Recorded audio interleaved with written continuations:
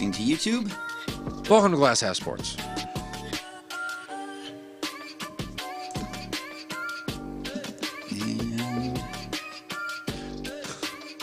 I don't know. I said that, and I immediately thought Drew Carey. I was like, where the takes are made up and the host doesn't matter. Oh, he said that on Price is Right?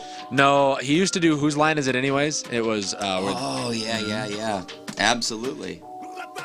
He's actually... I know a comic... We got to be careful with this. Who got in with Drew Carey's camp. This is like after he's in Price is Right and shit like that. So he's kind of... whatever, but Drew loves drugs and likes to they would go to hippie festivals and they take a plane because he is beyond rich from Price is Right. Oh yeah, funny shit. And Drew would eat mushrooms, professional women. Really a much different guy than you'd think, and on the awesome side, not a dick by any means or anything like that. Let's see here. God, that robot is amazing. Might even have a couple new surprises for you. We'll see how it goes. Bingo. And I'm connecting the chat, and we'll be good to go.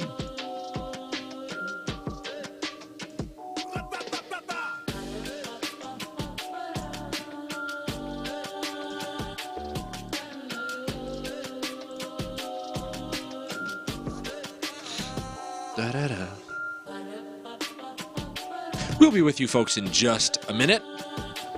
Take the time to admire the dancing robot and the feeding chickens in the foreground in the meantime as we get ready to cover all of the things in sports.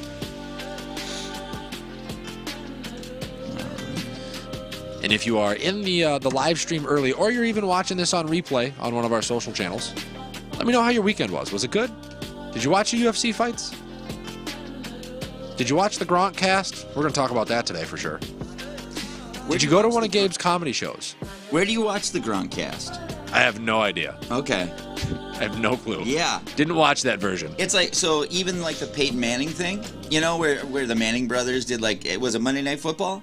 Yeah. Did they actually, where did that go up? That wasn't That was on television. It was network yeah. affiliate? It was? Yeah. Oh, wow. The Monday Night Manning cast? Yeah, was it an alternative to watching the game on the regular channel, is what I'm saying? No, the game was still up. Oh, they did the full, so they were the team. Yep. Oh, wow. That's awesome. Yeah, it's pretty cool. I saw highlights from it. It actually seemed funny, so. Yeah, they got some technical stuff that they need to work out that I'm sure you could actually help them with. So, hey, Omaha Productions, I know you got people, but call Gabe. He'll be able to iron that out for you. But yeah, it was interesting, and I'm sure that's exactly what birthed the Gronk cast, so to speak. Right. All right, so we're going to be ready in 5 seconds here. Perfect. So, on and on. It is all yours. All right, well, I'm not going to miss that opportunity. Ladies and gentlemen, welcome back to Glass Half Sports. Today is August 25th, 2022. As always, we are glad to have you with us. I am one half of your hosting duties, Nicholas Huffman.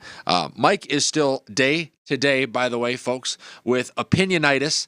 So we will update you with his status as time goes on. So filling in as comic relief and fight educated, professional is going to be Gabe in the back today. Gabe, how was your weekend, buddy?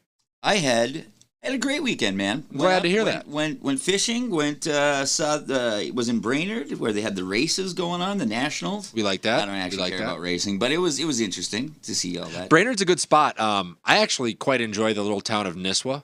Yes, I agree completely. That's I go up there. My favorite place to grab a drink up there is at the Pickle, actually. Which is very interesting because we are the #1 podcast in Nisswa. Are we? Yeah, let's go. Yeah. We are the #1 sports podcast in Nisswa.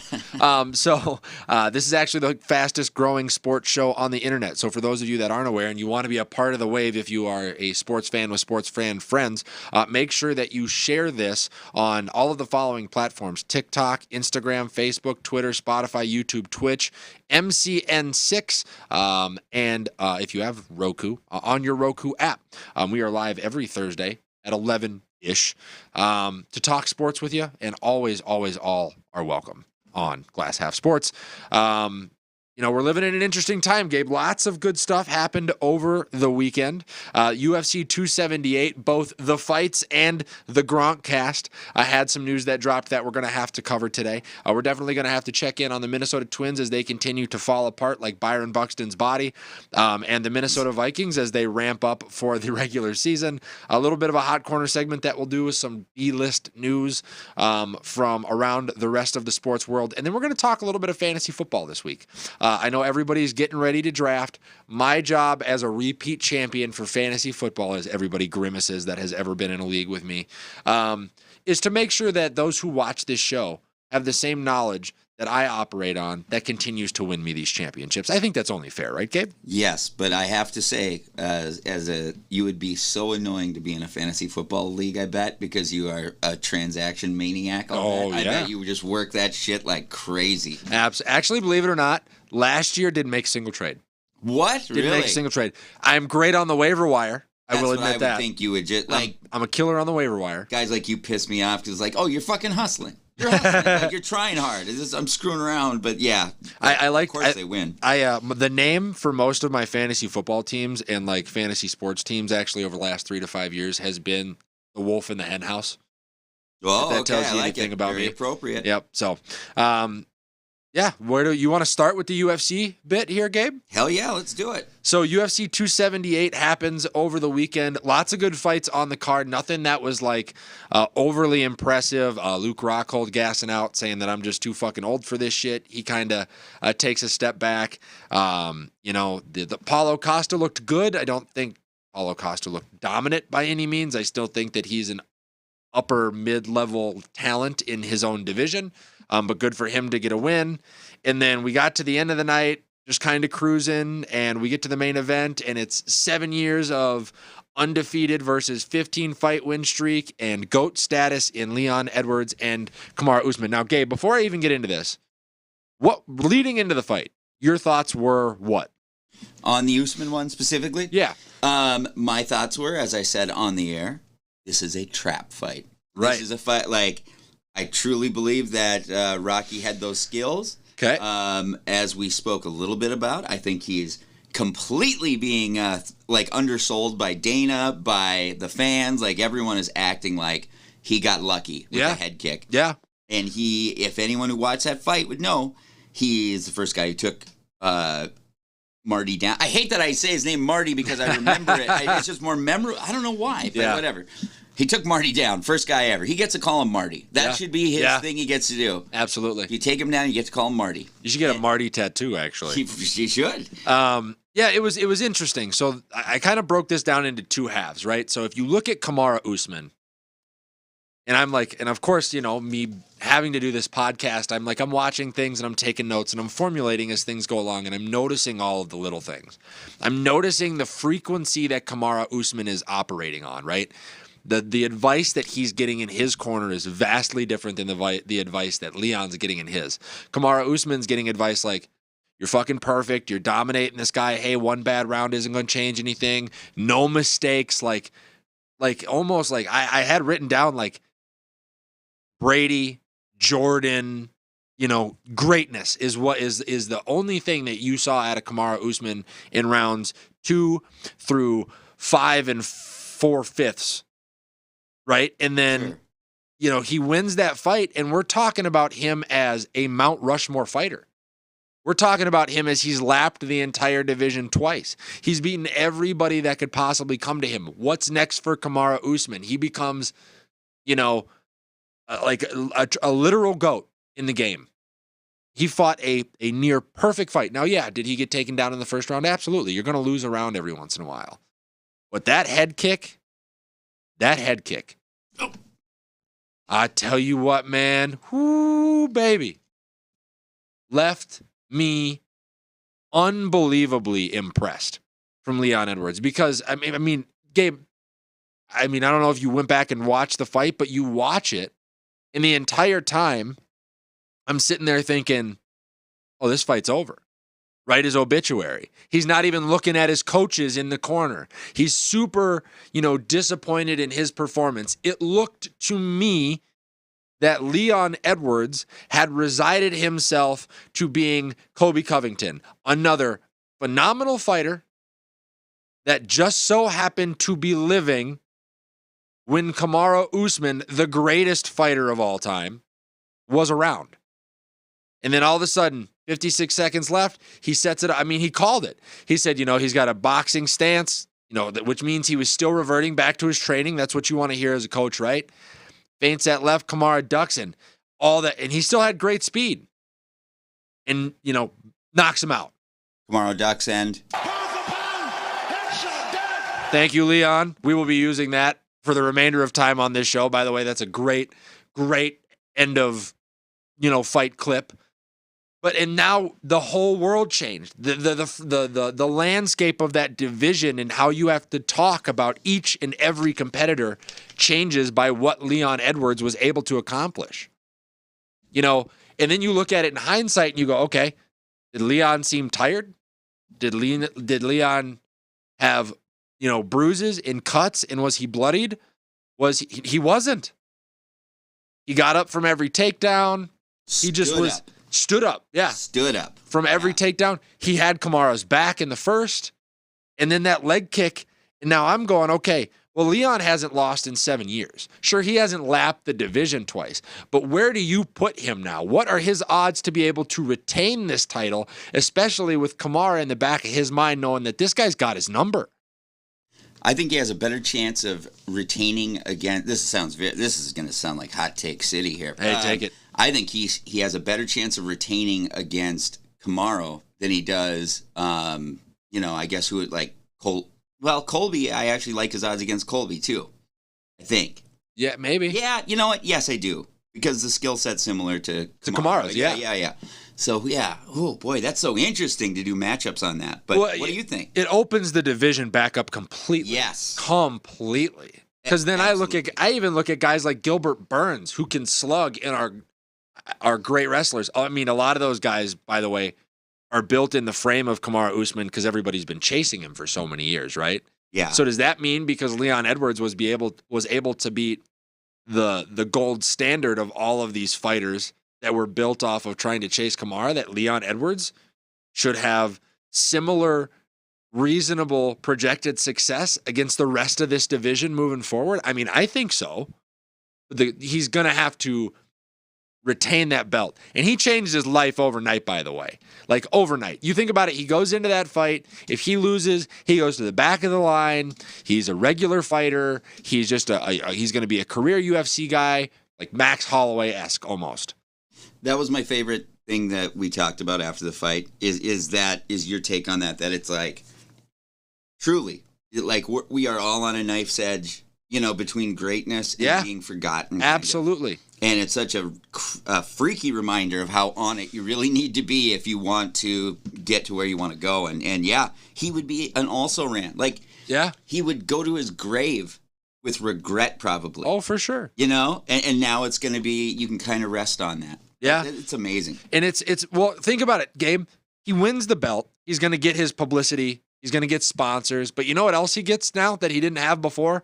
He's going to get pay-per-view for what is going to be probably the biggest trilogy fight that the UFC has seen in the last 10 years when they rematch him against Kamaru. He's going to get championship pay-per-view. Yeah. That shit is going to sell. That shit is going to sell so big. So, like, no matter what he's done, he has made it to the top of the mountain. Even if he doesn't retain, he has changed his life forever. But it's so interesting to me. And you said you think he has a good chance to retain against Kamaru. You think we're going to see that fight in December then? Yeah, I do. I mean, unless his manager, I don't know who Rocky's manager is. Right. And sometimes the manager will step in and kind of protect him or string it out a little bit. Mm-hmm. But just like Usman's manager might protect him. Yeah.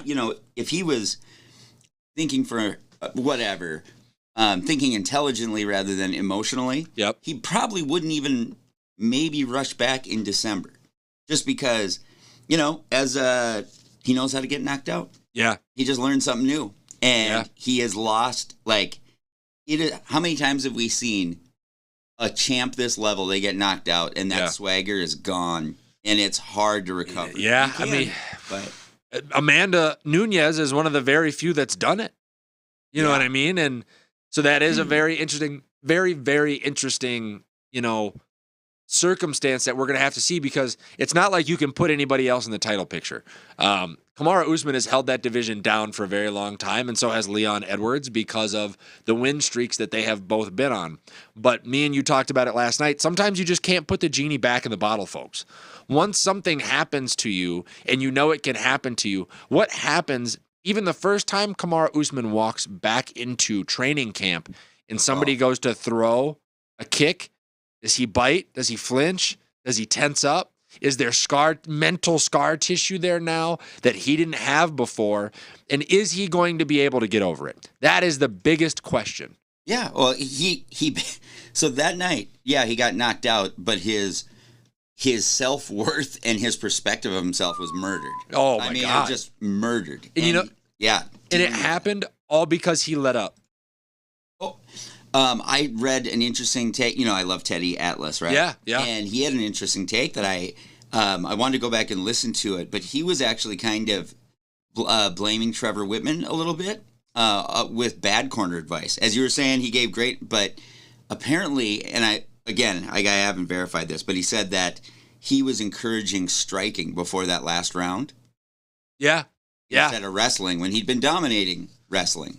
Well, and the hard part is when he got knocked out the first time, like literally the first time he took a step backwards. He quit attacking. He took a step backwards? Oh yeah. They were exchanging. Like a lazy step, but Kamara gave ground for a moment, and that's all. When you're operating at that frequency, you're getting everybody's best. Yeah. How do you feel about fighting now becoming so many fights are won in the video room now, and strategies? So that was a big thing with this one. As they said, he dives to his left after he jabs, right? Yep. And they just had that drilled. It's so interesting to me. Like, I like it. I think it's really cool, but it's also like, I don't know. It's just the whole thing's fascinating. To me, it brings depth to a sport that needs it. If you take that out of that's it's a different conversation, right? So Tim Jackson says here, by the way, folks, comment section is live. Good example. We'll get him up on screen. Says, not even close. Usman dominated the fight and got unlucky. He will lose the rematch. Nick, you're way overreacting. I don't know. Tim Jackson, I want to meet you in the octagon for that take. Unless you're big. Yeah, I mean, he looks pretty big. He looks pretty big. Mm-hmm. He looks pretty tall, Gabe. Careful. He's not an NFL quarterback that you could beat up. He's no Matt Ryan. Yeah, he's no Matt Ryan. Am I overreacting? The only time will tell, right? Because in any given fight, any given fighter can go out. And like me and Gabe have said on this show many times before, once you've been put on the canvas, it only gets easier to go back there. Yeah. So with Leon's skill, and let's not discredit the confidence that this win is going to give Leon Edwards, right? He's going to go in to camp, and he's going to go in knowing he's got one over. It's not like Kamara knocked him out in the first one. Kamara had to take him to decision, and then in the second one, as bad as it was, as bad as those middle rounds were, Leon knocked him out. So if Leon has another bad round in the rematch, you think he's going to shell up? No, he's just going to be like, all right, we've been here before. It's been worse, and I've won. To me, this is really difficult. Yeah, that guy's way too big, by the way. I see his bicep here. Sorry, Tim. I totally apologize. It's so weird because I agree. I absolutely agree that Usman was dominating those rounds and was on his way to victory. I'm not saying that. I'm saying that this fight game is complicated. And you can drill one thing like that, and that was different to see people standing up from Usman's takedown. It was different to see. It was definitely different to see him get taken down. Yep. So you also can't just say he got lucky. Yeah. In my opinion. So. There was progress made, in the same way that Kamara, everybody credited Kamara. Oh, he's made so much progress. He's not the same fighter. He's changed. He's getting better with every title defense. Everybody said that this entire run. I mean, Leon's gotten better in every fight over the last 7 years. Yeah. As well. He was merely forgotten. That's all it was. That guy is a beast and was a beast, and But yeah, is he the same as Edson Barboza? Maybe. Maybe. But Edson Barboza was a monster fighter. He just didn't get a title. Absolutely. Absolutely. Yeah. So let us know what you guys think in the comment section below, just like Tim Jackson did about the Kamara, Usman, Leon Edwards fight. Oh, by the way, Gabe, greatest comeback in UFC history, yes or no? Oh, I'd have to think about that. So, I mean, in a flash, yeah. I don't know who did a better one in a championship fight. And who's come from I can't name another guy who's come from that much farther down on the scorecards. Like, it was truly knockout or lose for Leon. Well, yeah, it was. I mean, it was 3 rounds to 1, right? Yeah. So, yeah. With 56 seconds left. Right. God, that's under a minute. Crazy. Under a minute. I didn't even internalize that, actually. Now that you say that, I can't even say I was thinking, realizing how short of time that was. Yeah. Oh, Kamara. No wonder he was so, freaking out. If that kick misses and, hits his shoulder, or what, you know what I mean? Like, if it glances off his shoulder and that kick still lands, Kamara is still the champion today. How about the fact, by the way, that Rocky said that he's going to make him a meme? You know? And I'll be goddamned if that's not the most memeable face that Kamaro's. Because Dana White, apparently, on the Gronk cast, was brokering deals for the Las Vegas Raiders to get the greatest quarterback in NFL history and the greatest tight end in NFL history, alongside Mark Davis. And the guy that blew it up is John Gruden, the quarterback whisperer. Yeah, I'm dying to learn more of this. The tentacles that this thing has, I could do 45 minutes on this. I just want you folks to know that. If you want to see me do a whole 45-minute episode going deeper into detail on this, let me know. But I want to start with just the timing of this. I put together a timeline because we got to remember where this fits in the Tom Brady timeline, right? So Brady in 2019 is, kind of falling out with Bill Belichick and the New England Patriots. There was reports that came out that he felt like if they weren't going to give him the control that he wanted in New England, that he was no longer going to be the take a pay cut player coach, one for the team, Tommy Foxborough, that he had been for 19 years. And that falling out had happened. And then he got reached out to by the Dolphins as part of this tampering thing it had to have been right after the Super Bowl had ended, right? And Gabe, do we have the timeline image?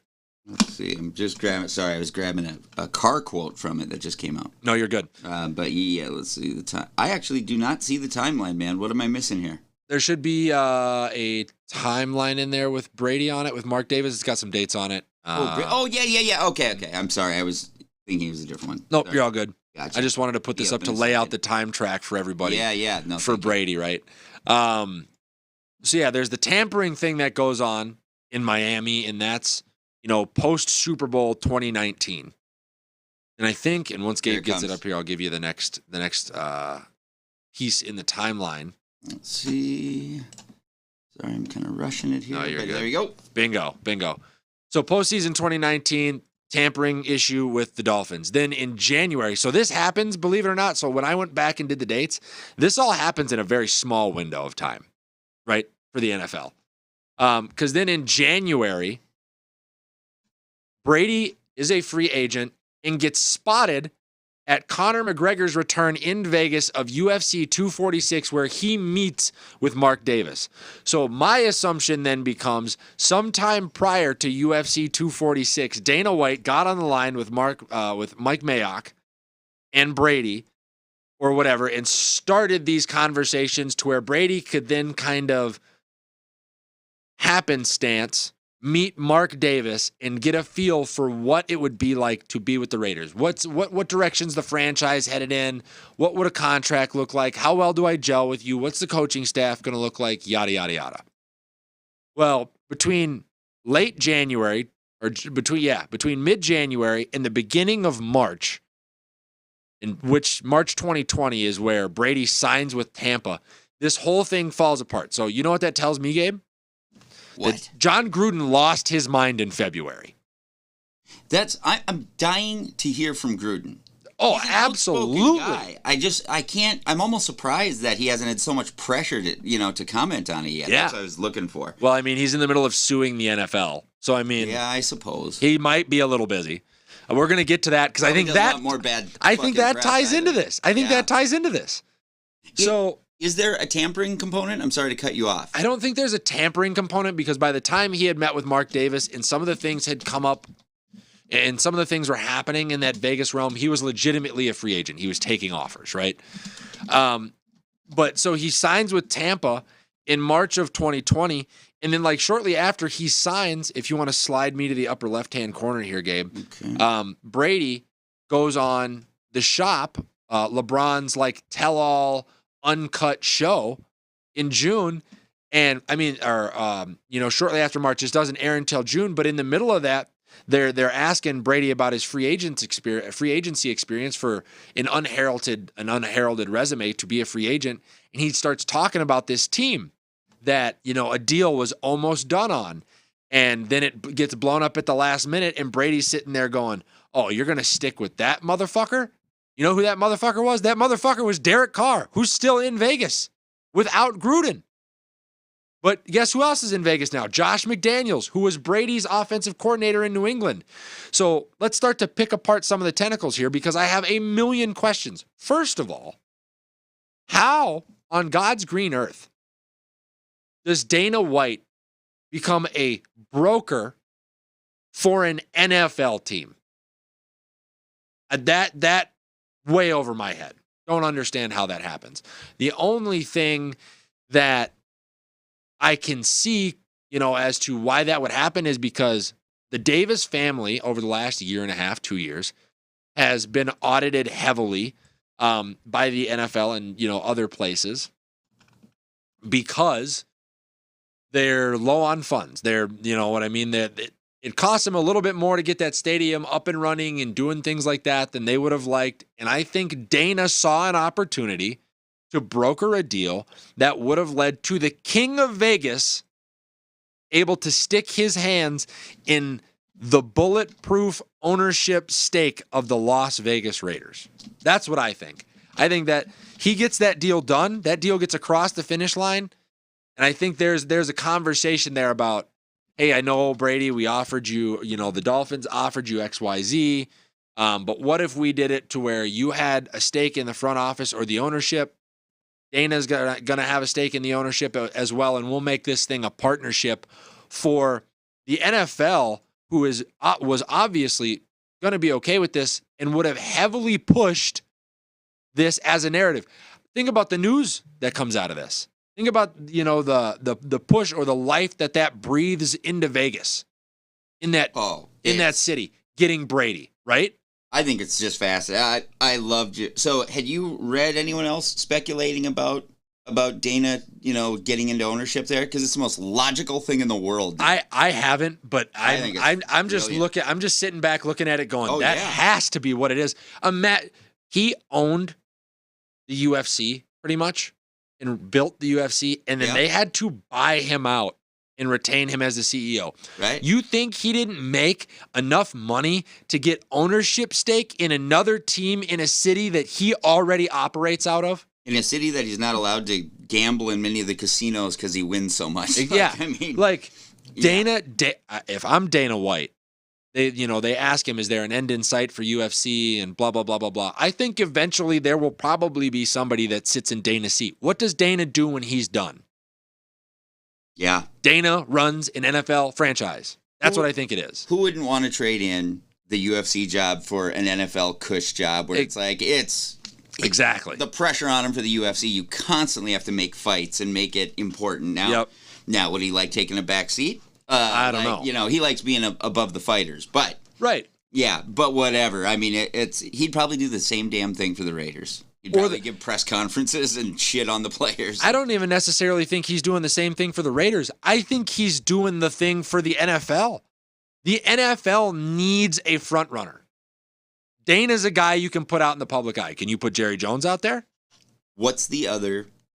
Is there any other reason why he would do this? I don't know. Is he coming to think. Is he coming for the commissioner seat? Oh, that's interesting. That's interesting. Dana's run the UFC for how long? Spotlessly. Yeah. Growing it like crazy. Growing it like crazy. Roger Goodell's going through a lot. If you're going to dismiss Roger Goodell, you give the job to Dana? And it's probably the one job like that where he could actually make the same amount of money or whatever, $25 million or whatever. And have the same impact, right? And have his hands on and be forward facing. And so the Dana piece to me is incredibly interesting. The Gruden piece to me is interesting because how does John Gruden have the balls, let alone the authority, to veto a Tom Brady trade the year that you moved this team to a new city? So I think it's interesting, though, just in that, was it just age? Because we did not know that Brady was going to do that when he left, right? That's True. what gave. And Derek Carr, what do we say? Is he a top 7 quarterback? Top 10. Top 10. Top 10? Yeah. Okay. 8, maybe. I mean, would you, it's so hard to remove yourself and make it current time-wise, but that'd be a hard trigger to pull, actually. Harder than you'd think. With Gronk, and I'm not dismissing this whole Josh McDaniels thing, by the way. Yeah. Kind of weird that when he was out on the market this year, there wasn't a whole lot of interest in Josh McDaniels, and then boom, he signed with the Raiders. You're telling me that he probably wasn't a piece of that deal that Dana negotiated, that, okay, Brady, you go to Vegas, McDaniels will be right behind you. The guy that you've run that offense with for years. Yeah. God, it makes me wonder, too, if, Dana's such a gambler and a deal maker. I wouldn't even be surprised if that was his entree. If I land Brady, you have to sell me a portion of the thing. Yeah. That's... Yeah. This whole thing, it is fascinating. Oh, man. It's bananas. Okay, so then the Gruden thing, part of me believes, because the NFL, if they wanted anything, I love the Tampa Bay story is great. They won a championship, right? But in the moment, if you're the NFL, which you probably know that this is going on, and Gruden blows that trade up, you go, wow, how much did that cost the NFL? How much did that cost the NFL? Is this the reason why they fed Gruden as a scapegoat on the email scandal? Because they were like, we can't have a guy like this, a coach with that much power who's in control of situations like this. We got to get him out. 10-year contract that was bulletproof. He was only 4 years in. He had 6 years left in Vegas. Reel it back in. Just reel it in just a little bit. Now you're getting a little conspiratorial on me here. The NFL's got some conspiracy theory to him. We've said this a bunch. Russell Wilson plays Seattle in week 1. Baker Mayfield in Carolina plays the Browns in week 1. Deshaun Watson is coming back to play the Texans in his first game back from suspension. The NFL knows what they're doing. The NFL knows what they're doing. Now, but this is too bad for the NFL. Yeah.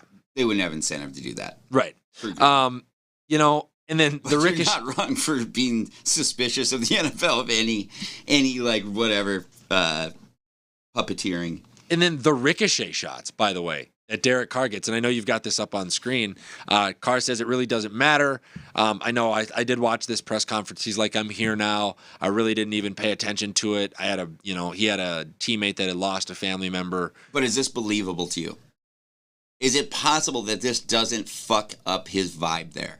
Because I think it does. To learn that, and that no one ever talked to you about it, no one would ever, it just puts a shitty taste in your mouth. Yeah. And if things if they have a tough start, I mean, you never want in any relationship for things to start going to that, fuck you, and I mean, if I'm on the tip of the tongue. If I'm Derek Carr, I'm definitely looking at Josh McDaniels a little sideways. Yeah? Oh, for sure. Hell yeah. For sure. I would sit him down. I would actually sit him down, and I would want to know if he knew. Yeah. Were you part of this deal? Yeah. Were you supposed to come here this year or last year to coach Brady, not me? Right. I want to know. Yeah. I'm glad you're here now because we can't change it, but I want to know.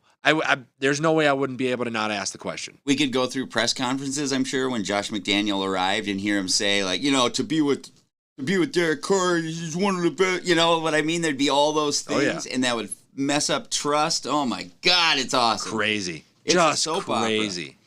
Opera. It is crazy. I can't believe Belichick didn't leak this. Could you, by the way, yes, but could you imagine Brady, Waller, Gronk? The last time that Brady had 2 tight ends like that, they shit-stomped everybody on the way to a Super Bowl because he had Gronkowski and Aaron Hernandez. Yeah.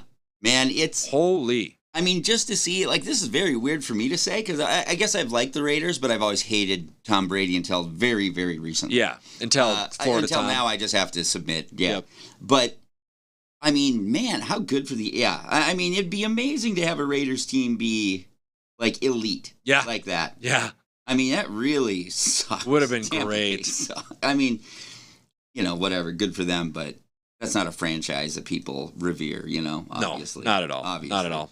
But yeah, I could do so much more on this, but I'm going to move on just because otherwise I will sit here and we'll do this. Yeah. Forever. But any final thoughts on Dana dropping this news? He said he never thought he was going to talk about it, which means to me, if Gronk doesn't goat him into telling this story, we never find out about this.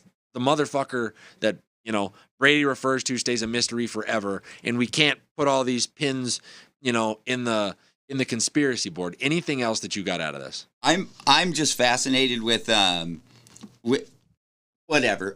fact, like, is Dana White pissed about it? Like, is anyone pissed behind the scenes? Because I'm actually shocked. I'm sure Dana's upset. Like, I'm shocked at the Tom Brady, like, this motherfucker thing. Yeah. I actually didn't know that he ever spoke like that. It makes me like him more. Yeah. But, yeah. Did you hear Chris Sims' take on it? Never mind. We'll move in.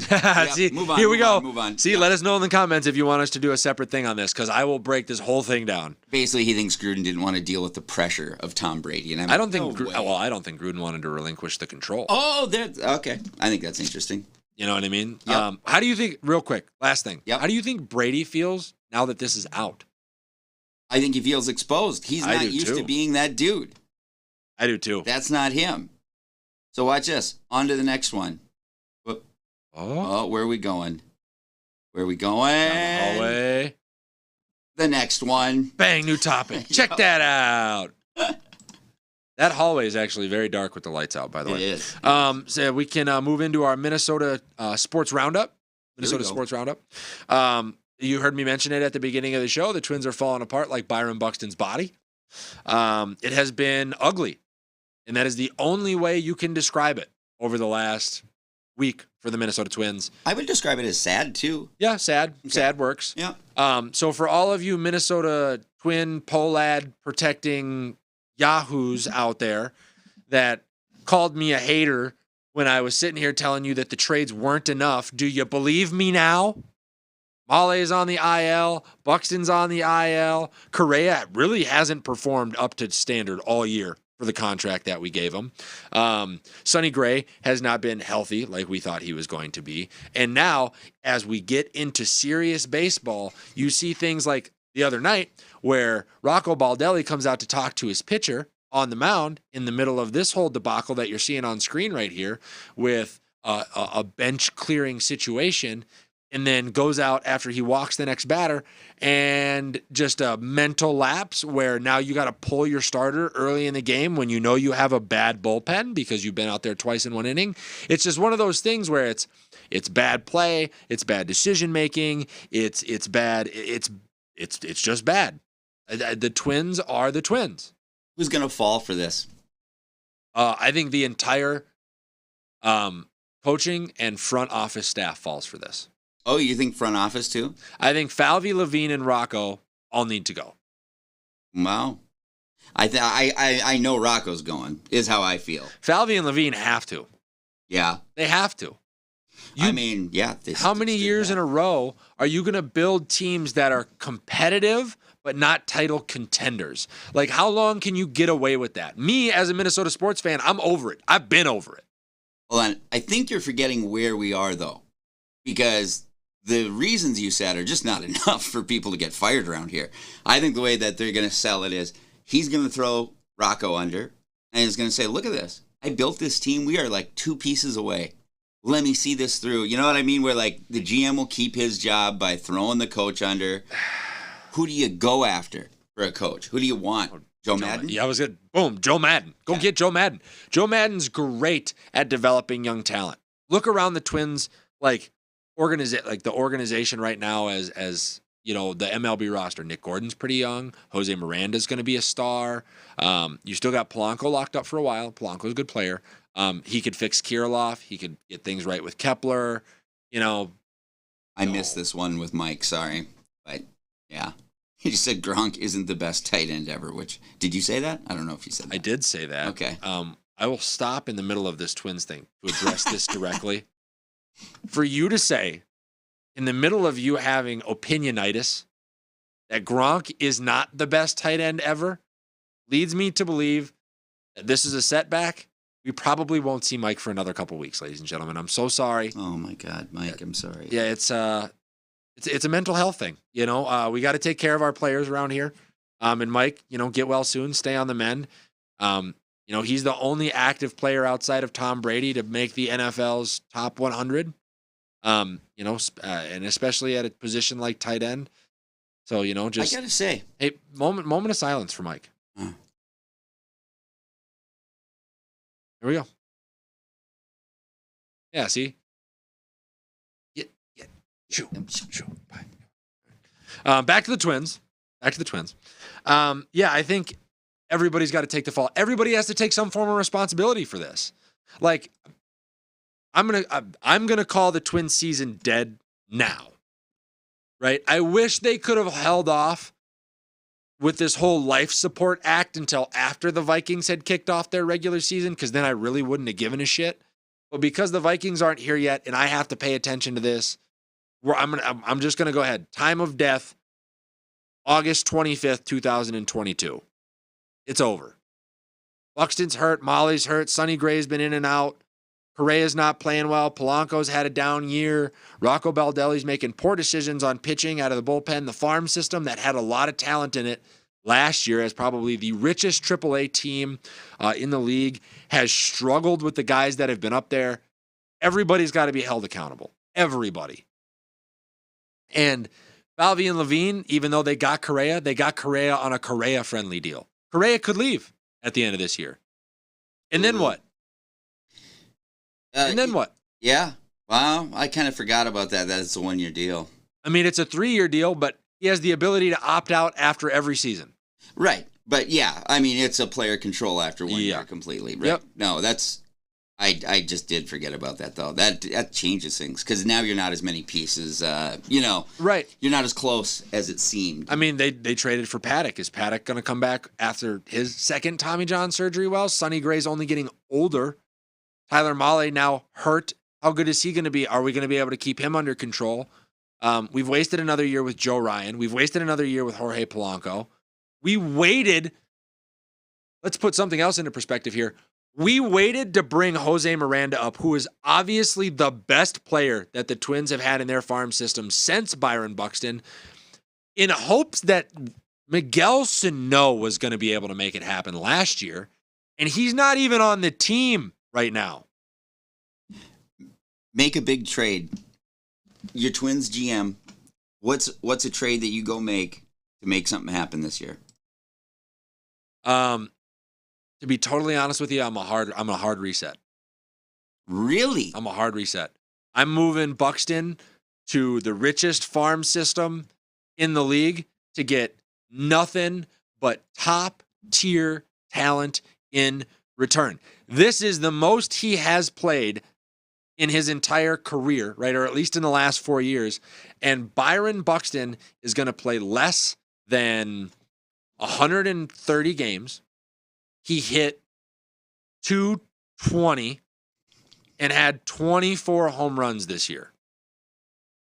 This is the best we're going to get out of him. Move him. It's over. We did the deal. Please shave your beard so we can do this unbelievably next year. We did the deal.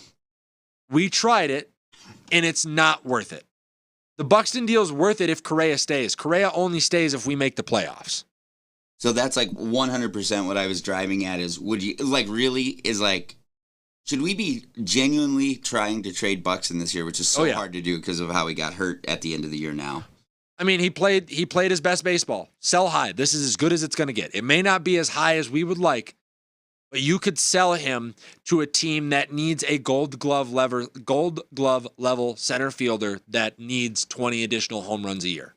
Find Oakland or whoever has a GM who loves this stupid sabermetrics the most. Yep. He's the most valuable. Yep. And get anything. And get as much back as you can. Set the price as high as you can get it and move him. Yeah. I don't care what you say about sabermetrics. You just can't tell me a guy batting 225 is having a great year. Yeah. By the way, I would also flip potentially Polanco. I would flip Kepler. I would if you say Arise, I would move Gio Urshela. Okay. I would move Gary Sanchez. Of course, please. Yeah, I would. Even if Correa opts in, because he knows whatever, I'd consider moving Correa. Because the Twins have the ability to turn this around quickly. Let's put this into perspective. They have the best young reliever in the game, in my opinion, Yohan Duran. Mm-hmm. They have an up-and-coming, middle-of-your-lineup guy for the next 6 years in Jose Miranda.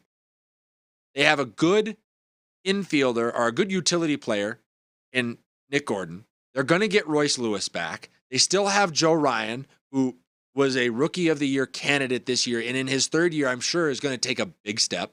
They still have Luis Ariz under contract. They have a lot of good pieces. If you can trade the dead weight roster-wise that you have now that has not, for the last 5 years, allowed you to get out of the first round of the playoffs for farm talent, and then a Shohei Ohtani or a Mike Trout or somebody comes available, you can do the AJ Preller thing and leverage all the talent that you got for that piece and then make a real run at it. I'm resetting as hard as I can on the Minnesota Twins. It didn't work.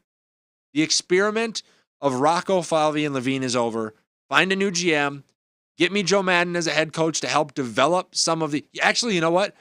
I would actually, if Joe Madden can't get a job, give him the farm system job and promote Toby Gardenhire to the Twins. A guy who's been in the system his entire life and understands Twins baseball, small market baseball, probably better than most. Don't you say that word one more time. I'm so sick of hearing small market. It's what we are. Shares revenue. It's what we are. That's what they sell. Our owner's a billionaire.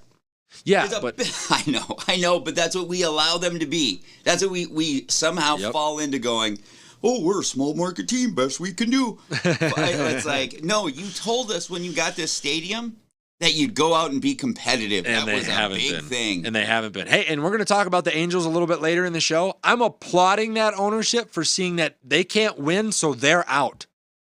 Yeah. The Twins ownership should maybe do the same. Hey, I haven't been able to win since the early 2000s. Well, yes, would love to fire the owner. Bye. Oh, my God. Bye. I hadn't even considered that. That fixes all the problems, right? It does. Find a guy that wants to compete. I promise you, because of how much money these owners make in professional sports, there's no better industry to be in. That getting out, you're going to make a fat penny because the team's going to be worth a ton. Mm-hmm. And when you get somebody in that wants to be competitive, that wants to pay players and turn a team around, a la San Diego, a la the Dodgers after they got Magic when they were in the tank for a while, a la the Boston Red Sox in the early 2000s when they changed ownership. All of that stuff can change who you are. It can keep you from being a small market ball club. If you have the right owner, go find a new owner. Thank you. I'm here. I will run the team if somebody wants to back me. You're officially going to make yourself available? Yep. Oh, my God. This is huge. This is my claim. The crowd loves it. Put it on the wire. I'm here. My talents. You can purchase my talents. Gabe, reach out to Gabe, NBC Multiclass Studios. I'll be here. My people can get with your people, and we can have good baseball in the state of Minnesota. We are standing by. All right. Moving on from the Minnesota Twins to the Minnesota Vikings game. In their they just had their preseason game against the 49ers, coming off the back of their joint practices with Trey Lance, Kyle Shanahan in his squad. Not a whole lot that came out of this. Interesting, I think, that we haven't seen the starters at all. I mean, Kansas City is a perennial deep playoff run team, and Patrick Mahomes got some run with his pieces. The other week, so kind of interesting to not see Kirk or Adam or JJ or KJ or Dalvin or, you know what I mean? None of the first stringers. But I'm going to put faith in the coach for now and let that go. Things that came out of that 49ers game, I think I like the Nick Mullins trade to solidify us at backup quarterback. The Vikings really haven't had a true backup quarterback in a while since we've really gotten Kirk, because it's been Mannion's job to hold the clipboard, the entire time. Kellen Mond obviously doesn't have it. We saw that very evidently during this last game where he was throwing picks to the other team like they were wide receivers wearing purple. So I like that trade. I think he'll bring something to the room. It's somebody that Nick Mullins did have a stint in San Francisco. So I know Kwesi Adolfo-Mensah is familiar with him, and with the sabermetrics and the analytics that Kwesi uses. I don't think you go out and you make that trade if you don't believe that he's going to bring value to your franchise. So like that trade. T.Y. McGill, who has 5 preseason sacks so far, is going to steal a roster spot and maybe some regular season playing time. I know he's playing against twos. That guy has been in the league for 8 years, and he's been on 8 different teams. But T.Y., as in thank you for coming to the Minnesota Vikings. That's a locker room guy. He may only get 10 to 15 snaps a game at most. But he's the guy at the bottom of the depth chart that pushes everybody else, that brings the energy to the meeting room, that's just happy to be here. You know what I mean? Like Major League 2, Gabe, what was the name of that catcher that's like, Jake? Yeah, the one that needs to recite, Victoria's Secret catalogs as he throws the ball back to the pitcher. Was it Rube or something like that? Yeah. Yeah, T.Y. McGill is Rube. He's good for the room. He's going to steal a roster spot on that alone. So big ups to him. Love seeing it. Great in the system, obviously, scheme-wise so far. And let's see how far he can go. And then the Vikings have an offensive line, ladies and gentlemen. It's not a question anymore. Ed Ingram is your right guard. So outside of center, which we're going to address here in a second, outside of center, the Vikings actually may have a top 10 offensive line in the league this year. Let's look at it. Darrisaw at left tackle. We like that. O'Neal at the other tackle. We like that. Ezra Cleveland at left guard. Big plus. Ed Ingram at right guard. Big plus. Center. Center as in C- for Garrett Bradbury every time he straps up. Like, it's the only question left on the offensive line. And I saw a Score North post earlier today alerting me that J.C. Tretter, a Pro Bowl caliber center, had targeted Minnesota as a possible landing spot early in the year. He grew up a Minnesota Vikings fan. His agent reached out to Minnesota, and Minnesota never returned his call. Really? That is so... It's so dumb. Yeah. Why will we not give up on Garrett Bradbury?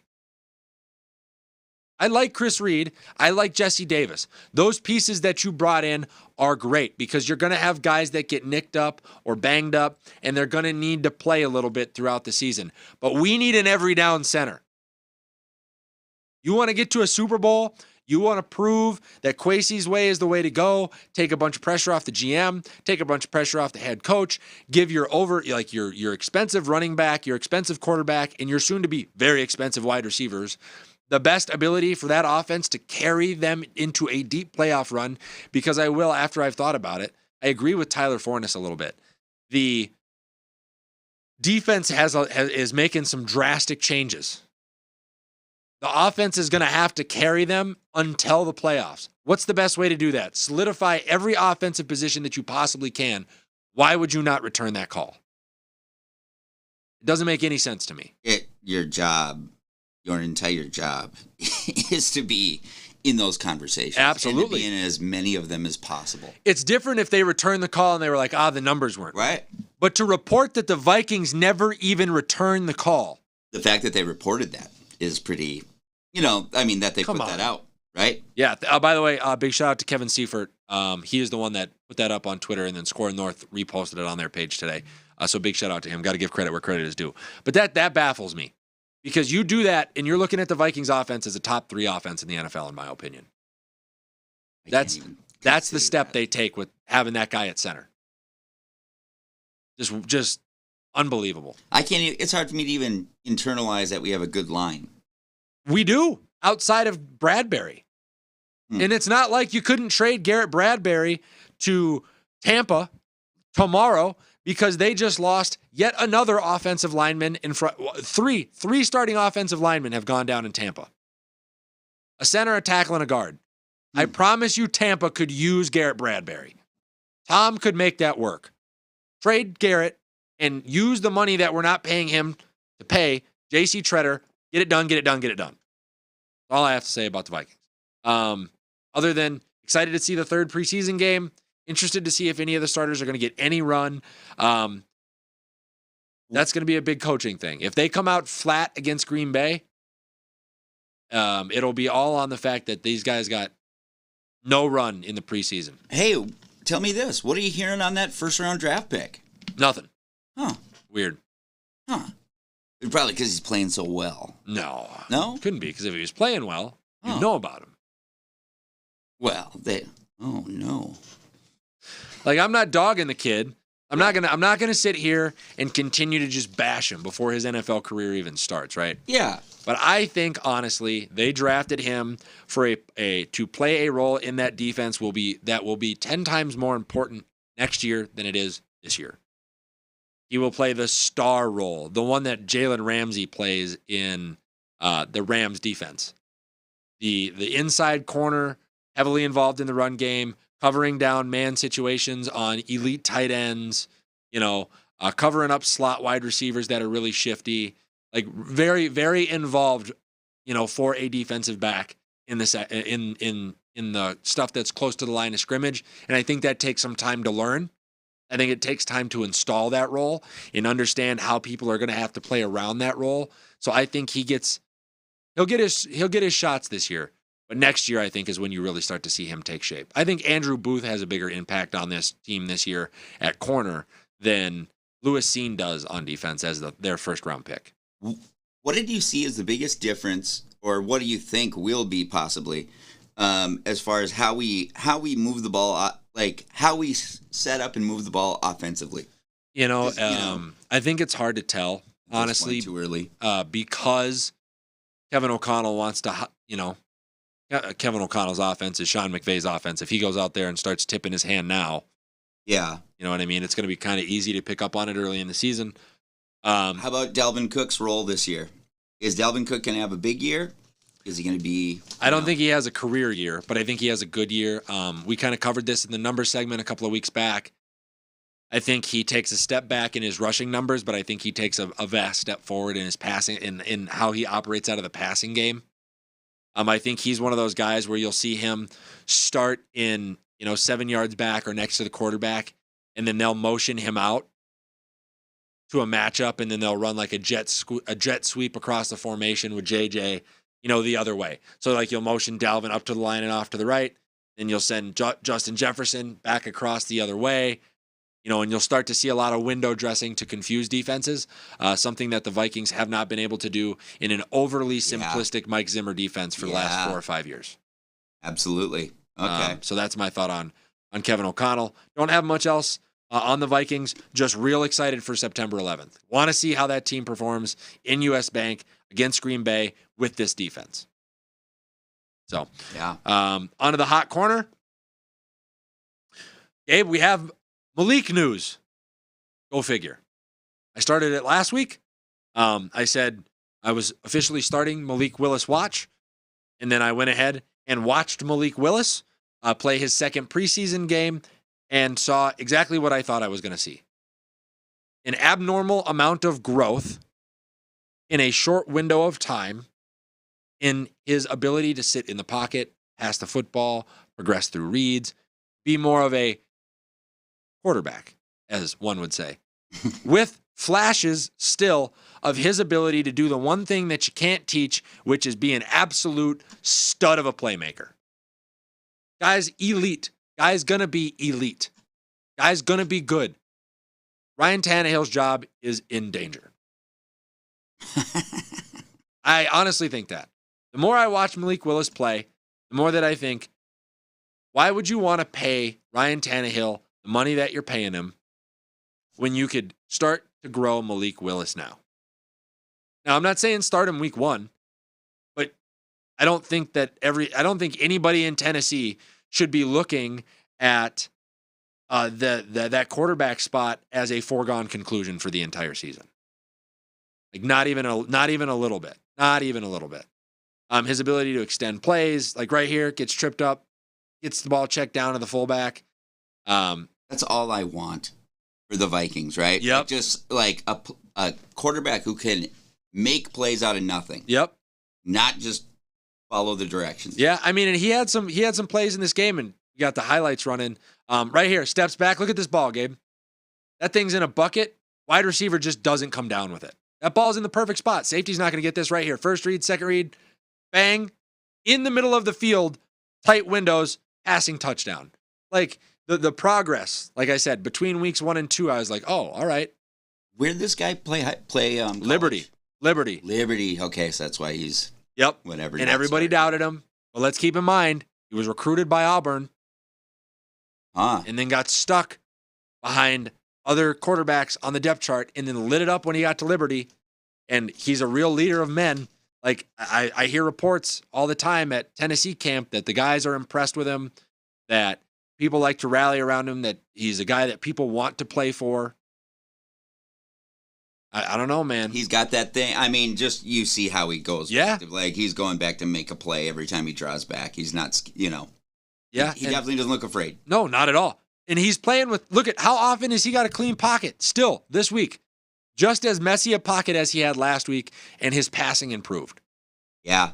You can't knock him. I mean, Ben Arthur right here. Mike Vrabel says Malik Willis showed improved play in 7-on-7 work, mentions how rookie had good timing against Cardinals zone coverage and threw accurate balls overall. What did Vrabel say he wanted to see more of from Malik the week previous? Standing in the pocket, delivering accurate balls, being a quarterback. Well, he did it. He heard his coach, and he executed. Actually, I love the way he goes back in the pocket. Just the way you can tell by his demeanor. Oh, yeah. His eyes are downfield. Like, he is not afraid. I mean, he is really aggressively, he's out there to make plays. Wow. He is, yeah. He looks great. He does look good, man. And I'm telling you, I had people on Titans Facebook fan groups pushing back on me last week. It's Tannehill's job. Tannehill's so much better. Are you sure? What? Boy. Are you sure?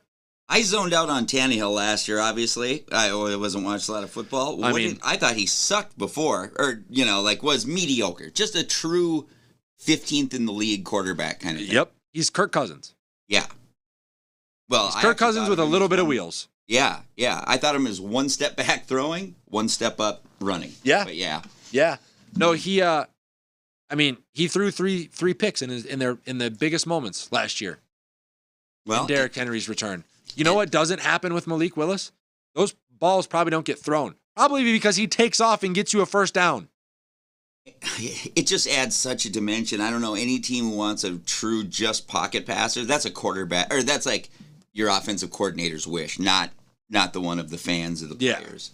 Well, is it really, though? Because, I get it for Vrabel. Vrabel played with Brady, so Brady...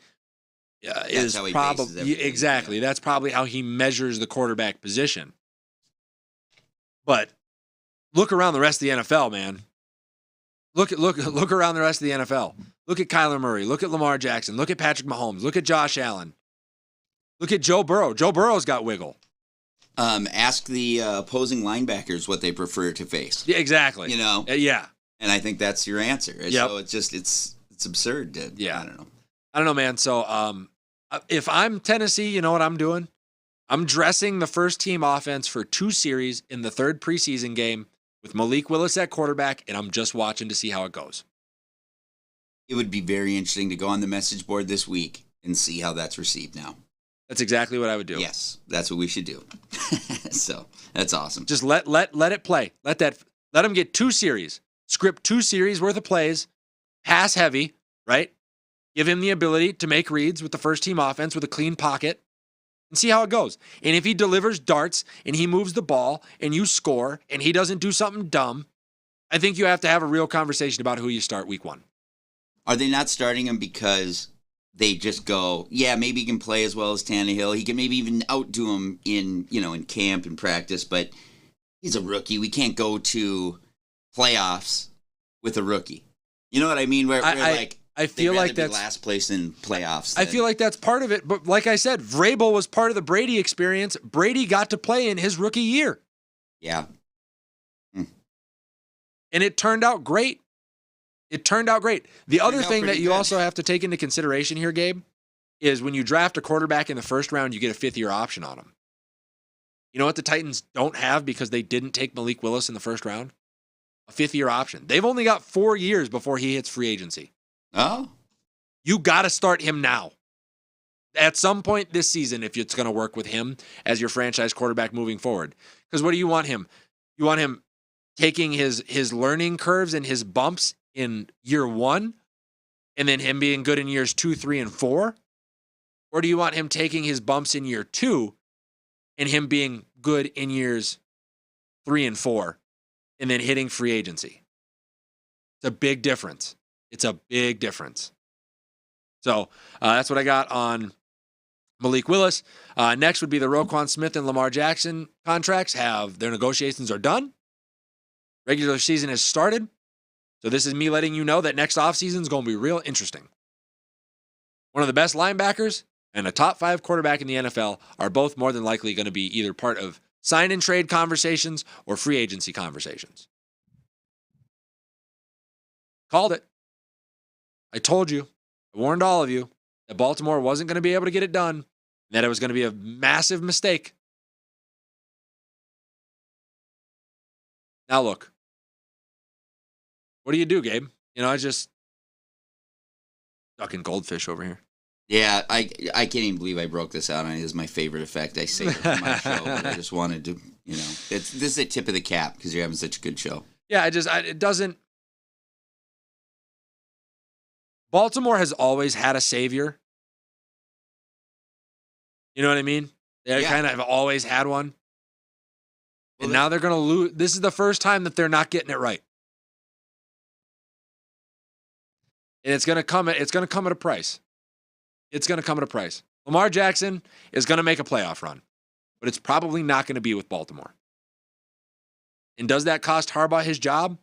Does that cost Greg Roman his job? Does that cost the Ravens GM his job when he leaves and goes and has an absorbent amount of success elsewhere? We will see. When you say that, so you think he's gone? Like, you think this is over? I think it's over. I've been banging that drum for a while. If it wasn't over, why wouldn't you just pay him what he's asking?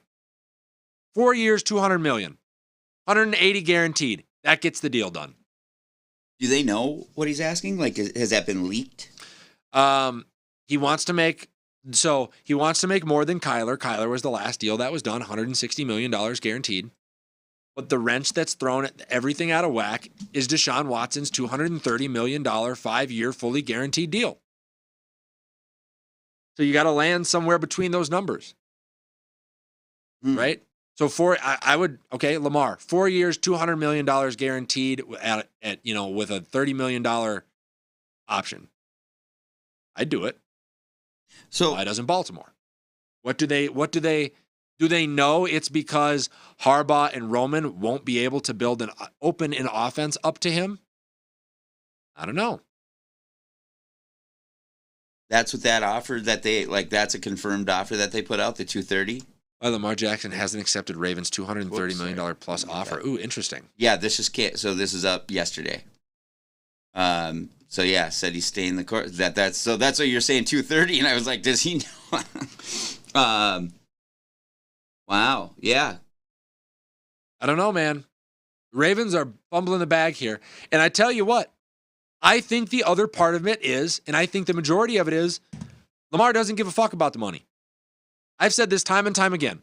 Lamar wants to be a quarterback. Lamar wants to open up the offense, throw the football, and extend his career. Why the Ravens will not invest in wide receivers, why the Ravens will not open that offense up, why they will not allow him to have a bigger say in game plan and all of these other things, I couldn't tell you. It's utterly confusing, actually. I'm reading this article, and it's just like, yeah, it's even Steve Young came out now and says the Ravens are holding him back. Yeah. I mean, yeah. God, Kirk Cousins would look so good in a Ravens uniform. Lamar would look great in a different shade of purple. Yeah. No, as a coincidence, that's true. Yeah. So there's that piece. Then we have Aaron Boone blowing up at the Yankees. Did you see this? I did not see that. It was kind of fun. I mean, they've been perfect ever since. The Yankees were on the skids prior to August 20th over the weekend, where Aaron Boone said, "Great thing is it's right in front of us." Bangs the table, gets real hot, blows up on the media, kind of calls the team out. You know, we could let it slip away, but it's right in front of us, and we're going to fix it, he says. Now, here's my thing. Last year, Aaron Boone was the reason the Yankees wasn't good. Now, this year, he seems to be the reason why they are good. Which one is it, Gabe? Yeah. Well, yeah, I would say it's not. I go to the players, typically. Yeah. Yep. I mean, however, him saying, we're going to fix it, there's something about that just feels like... We're going to fix it. That is like a coach who's about to get fired. Like, that really feels in that way. Oh, my gosh. If the Yankees collapse, one, never going to be able to live it down. Two, probably not getting Aaron Judge back. Three, going to have to fire Aaron Boone. Like, it's a big year for the Yanks. Where are they in the standings right now? First place. First place, but how many games? Like, what's here? Here, I actually just pulled it up. 7.5 games. They're in great shape. They could be 14 games. That's what I'm wondering, how much they're 4-6 in the last 10. Yeah. And by the way, that's with 3 straight wins. That Rays team is going to be freaking good. Yeah, when they get healthy. Yep. When they get healthy. That Orioles team is going to be good. Yeah. I think they've got the best record in the MLB post All-Star break. Their last place team is almost 500. Yeah. It's a good division. Yeah, it is. It's been the most competitive division in baseball for years. Yeah. God, we suck. Yeah. Twins suck. They do suck. They do suck. What's the Twins record? Can you look that up? Yeah, of course.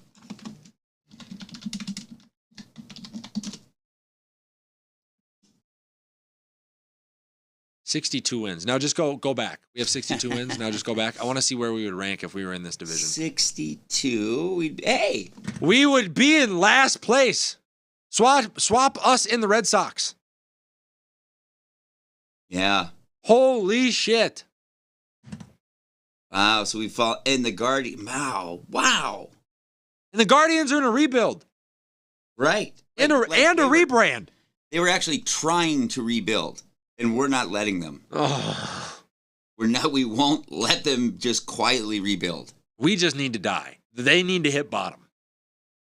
I guess. See, I do not agree with that overall. Like, I feel like we are close enough. Come on, it can be done. We're young enough and all that. But it's like, yeah. Not with the staff that we have. Not because shit flows downhill, Gabe. Yeah, I've noticed. So I live right by it. Yeah. Yeah. So does Aaron Boone get them to a World Series? No, the players do. Okay. So I just say whatever happens. It does have to do with chemistry in that locker room, and it does have to do with his ability to galvanize them to some degree. But that's like something you can do in 3 days. For sure. And then after that, it's back to, the players. I agree with that. Yeah. I agree with that. Anything else on the Yanks you want to touch on? Nope, just hate them. Cool. Same here. All right. And then, hey, Gabe, you know what smart ownership looks like? No, I actually don't. I live in Minnesota. Okay. So there's a song out there. It's gotta know when to hold 'em. Indeed. Know when to fold 'em. Know when to walk away when you have the two best players in the MLB and you can't win ball games. I don't think that's how those lyrics go. Yeah. But the Angels the Angels ownership is doing the right thing by their fan base. There is a group of owners in the MLB that need to put this in their memory bank as like the blueprint. Pirates, the Reds, the fucking Twins, the Orioles. If you have pieces and can't stay competitive and don't want to pay your players and you just want to take money in instead of give money back to the community that is supporting your franchise, leave. Get out. That's what this whole CBA was over. Gabe, if you want to go ahead and put that I guess memo up on the screen, we can read it for the folks. Because the Los Angeles Angels ownership is getting ready to sell. They're doing an honorable thing. They are. They're falling on the sword for the rest of the city. This was released 2 days ago. Today, Angels Baseball announced that the organization has initiated a formal process to evaluate strategic alternatives, including possible sale of the team. What a business sentence. Yep. Yeah. Owner Art Moreno stated, "It has been a great honor and privilege to own the Angels for the last 20 seasons, even though it's been the worst 20 seasons in franchise history." He didn't say that, I did. As the organization, we have worked to provide our fans with affordable, family-friendly ballpark experience while fielding competitive lineups, which include some of the game's all-time greatest players. Yes, you did waste the career of both Mike Trout and Shohei Ohtani.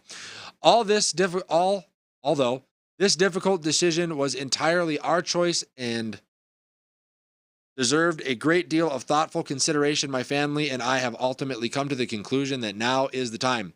Throughout this process, we will continue to run the franchise in the best interest of our fans, employees, players, and business partners.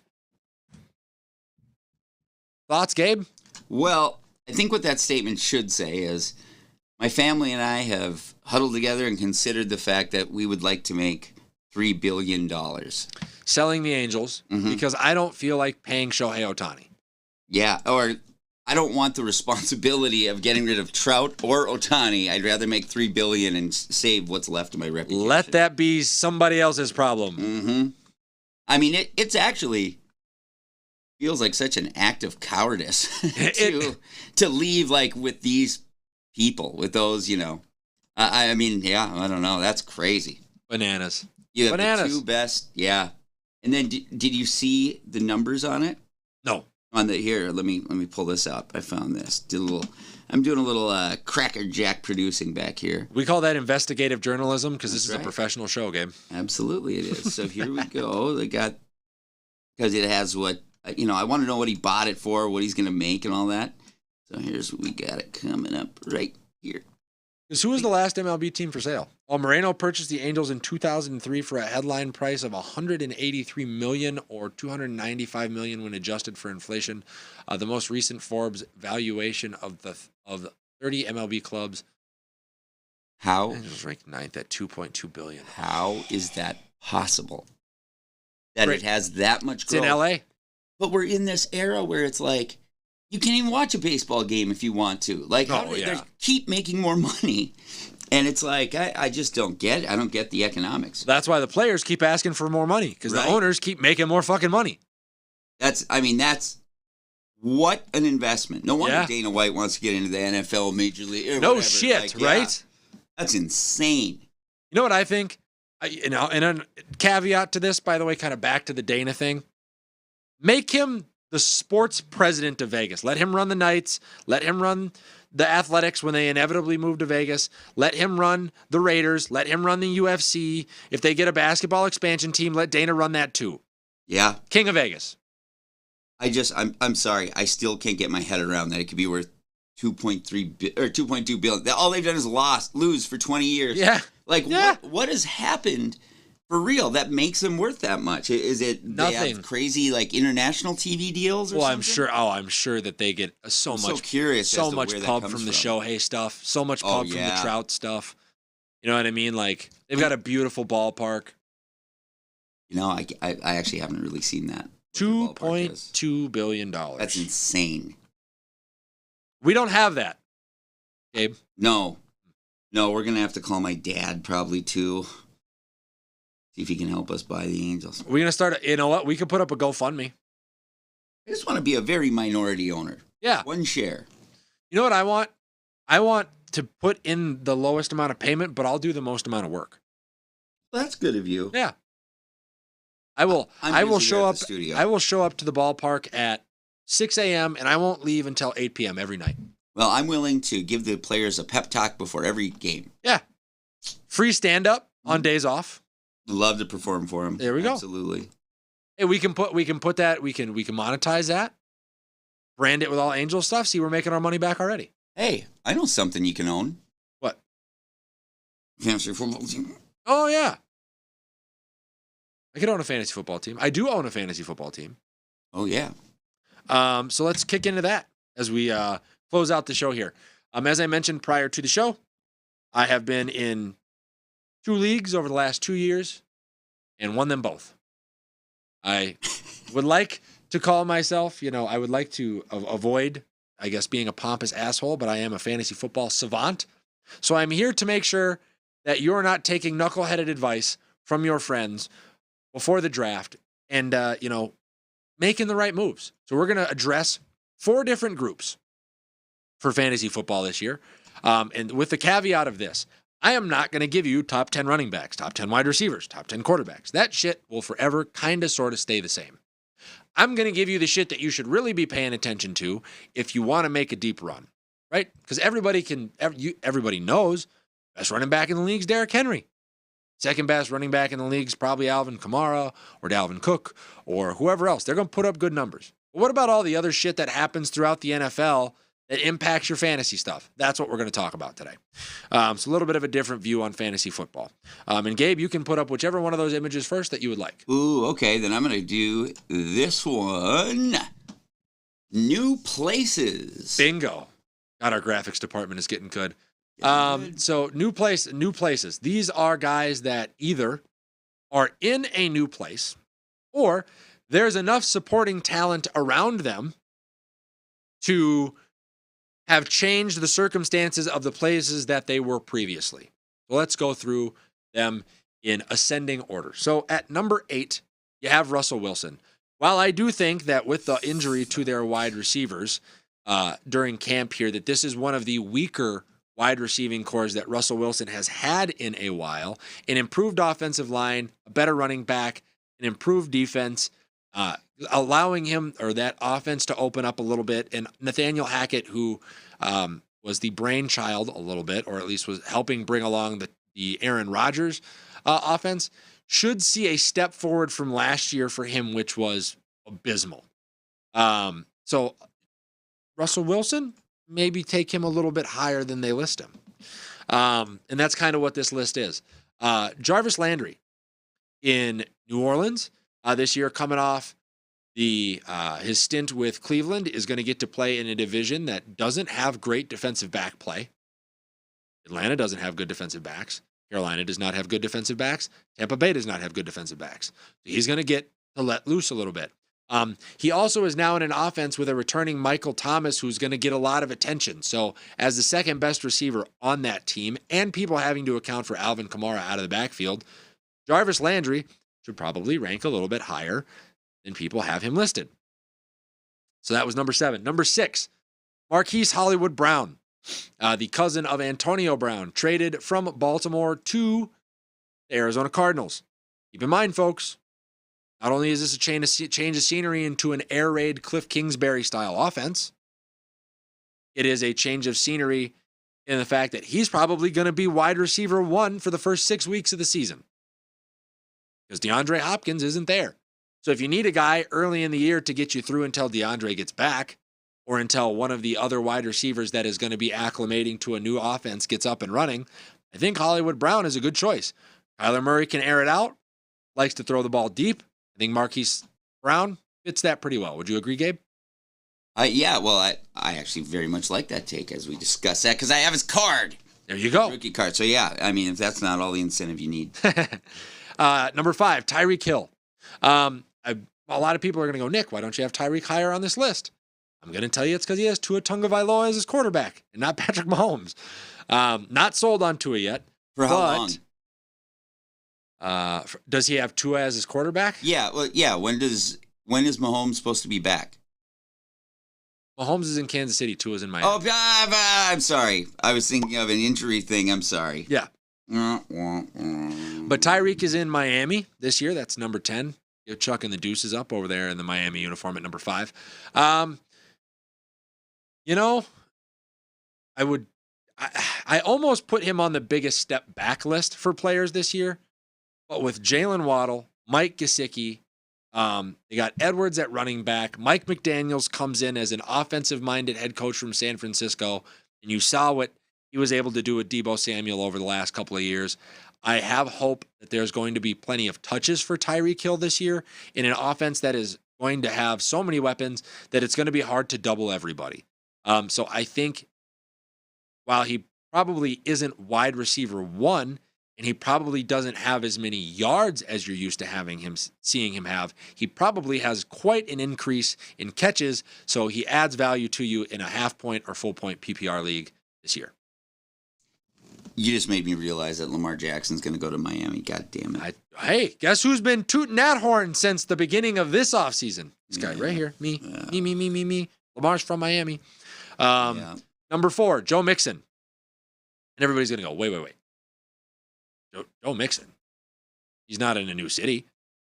And I don't think you can't make the weapons argument. Or can I? Because retroactively, the only thing that the Bengals did this entire offseason was add offensive line talent to help protect Joe Burrow. Well, if we do trickle-down economics on how that's going to work, does that not mean that Joe Mixon's going to have better run blockers this year? And that a lot of the attention is going to be making sure that they can cover T. Higgins, Jamar Chase, Uzama, Tyler Boyd. So there's going to be less 8-man boxes that he's going to have to face. I think that offense is going to see an uptick in run production just as everything funneled. Like, if all of the leftovers funnel to Joe Mixon's going to have a good year. Next, at number 3 is going to be Trevor Lawrence. Trevor Lawrence doesn't have to deal with that guy in Jacksonville anymore. Yeah. He gets Doug Peterson, Super Bowl winning head coach, who helped develop good Carson Wentz and good Nick Foles.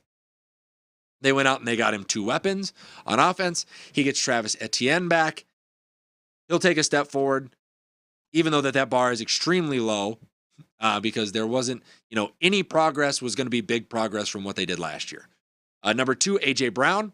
A.J. Brown gets moved from Tennessee over to Philly, and I think this is a great addition for Philadelphia. There's going to be plenty of touches there for A.J. Brown.